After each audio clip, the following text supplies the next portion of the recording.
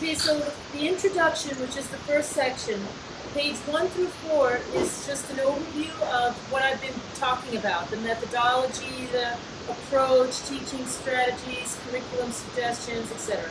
So let's turn to introduction, page 5. So this is important to read. You're going to get started on Monday, and this gives you a little idea on how to get started and how you want to formulate your 1-hour sessions. Basically, the hour or 45 minutes, you want to always make sure and have the main components in here, which is a little conversation, some songs, the flashcard game, other games that are in the description on the lesson plan, a music video, a project, and then the reader books.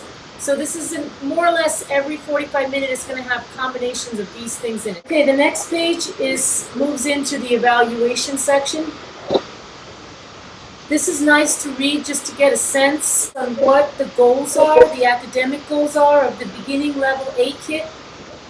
So if you go through this entire curriculum, you should be able to get them to this point. It's also good to look at this in case you have an advanced student who comes into your class.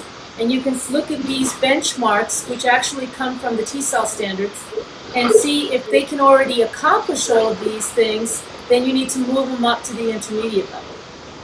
The next page moves you into the 3rd through 5th grade. Those are the level B kits. The teachers that are teaching in the 4th and 5th grade, you will be using the B as well as the A, because developmentally they'll be ready for both. So, but you want to start with the beginner.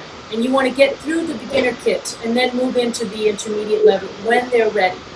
Okay, evaluation, page 3. I mentioned this briefly, but now that we've done the games, we can look at it and you'll understand it a little better. So what is it? It's broken up into communication, which is comprehension and speaking skills. So if you look at the first one, you can identify and call out vocabulary in flashcards, which is the picture text flashcards that we worked with, when the word is called out. And then it even gives you in parentheses which activity you want to use to evaluate. All right? So this chart, it's important to read through it. The most important thing you can do before Monday is to become familiar with this chart, read through everything so you know where you're going. And so let's look at the next one. Can identify and call out vocabulary when the word is called out with pictures only. Remember how I said you want to remove the pictures. So here you're evaluating each student for that. Can identify and call out vocabulary when given a description using dramatization. Remember that? Visual aids and so forth.